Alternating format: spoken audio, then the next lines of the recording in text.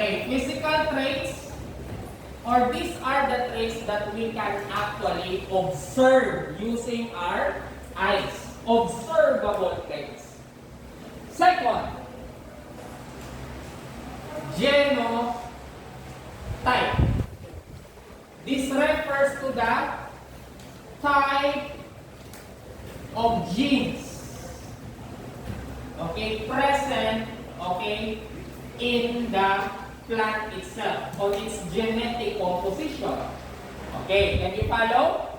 Now, the genotype would determine the phenotype of a particular characteristics of or trait of a particular organism. Can you follow? Now, so, phenotype. Your phenotype, okay, has two versions. Dominant trait or dominant, phenotype, and the other one is recessive trait. Oh, sir, what is dominant trait and what is recessive trait? When we talk about dominant trait, these are the traits that will always be expressed. When we say expressed, will always be shown phenotypically. When we say phenotypically, physical traits. So these are the traits that will always be shown or will always be seen in a particular organism.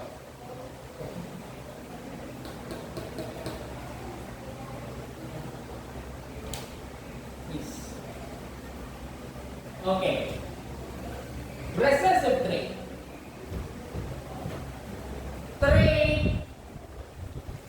Traits that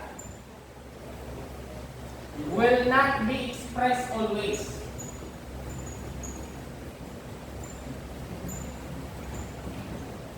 Okay. Traits that will not be expressed always. Okay. Now, let's discuss law of dominance. It has something to do with the expression of trait. Now, when we talk about law of dominance, it states there that when you cross two contrasting traits, when we say contrasting traits, different traits, okay, phenotypically. Let's say, for example, what are the example of phenotypic traits? Color of the flower. Okay, color. Can you observe color? Can you see color? Exactly. So those are observable traits. Now, according to law of dominance, when you cross two contrasting traits, the dominant trait will be expressed and the recessive trait will be suppressed. Okay, when we say suppressed, it will not be shown. You cannot see it. Okay, example. I'll erase it up. Yes? Oh, very good. Okay, thank you, Marco. When we talk about express means it will be shown. Makita mo siya. It will be manifested on the organism.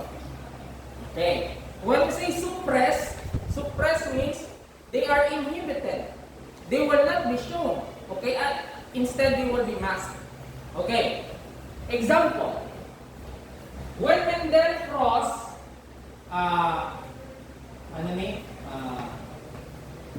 purple flower of a pea plant, and then he crossed it with white flower. Okay, okay, white flower, pure na siya, pure breed. Okay? The result is 100% of the offspring, okay, has purple flower. So, what does it mean? It means that the purple flower, okay, which is a physical characteristics or phenotype of a particular pea plant, is dominant over white flower. So in other words, white flower is a recessive trait. Do you get my point? Okay, it's a recessive trait. That's the law of dominance. Okay. Now, what about law of segregation? Any question about the law of dominance? Okay, take note that you have phenotype, physical characteristics. The genotype is the type or set of genes, okay, of a particular species, in this case, pea plant. Okay, what is law of segregation on the other hand?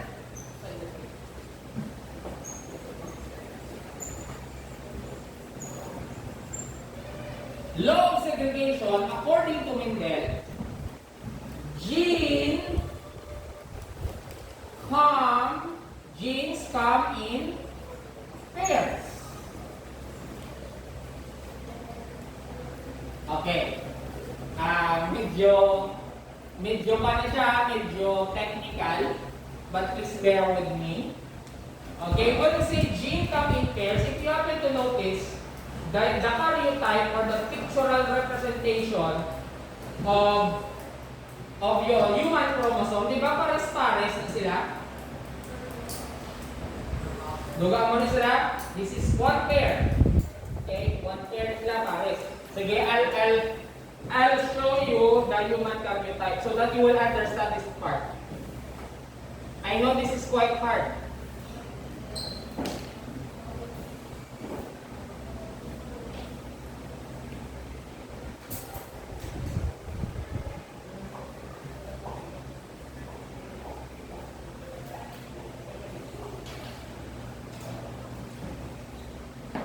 Have you seen this? Yeah.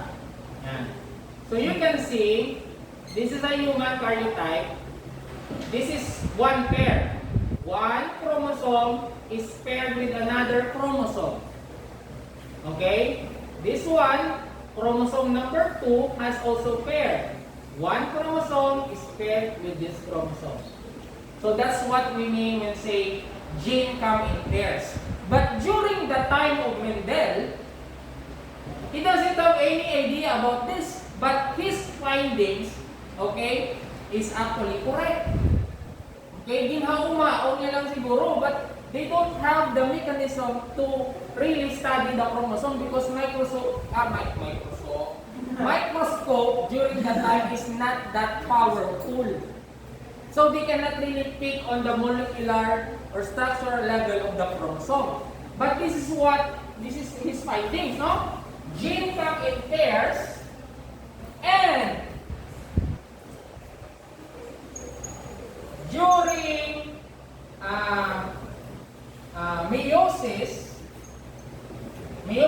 means division of the sex cells. Okay, doon ang una kita, no? Pero sige lang guys, please bear with me, I will help you to understand this. Okay, bit by bit. During meiosis, these genes separate. Okay? So in other words, ang pairing chromosome number 1, nag-separate na sila. Okay. To make it haploid. In other words, ang among nga chromosome are actually diploid because they contain 2 sets of chromosome. But since it undergo meiosis, the total number will be half because sex cells are haploid. So that's why they should be separated. Do you get my point? Okay. Okay, flow of segregation, genes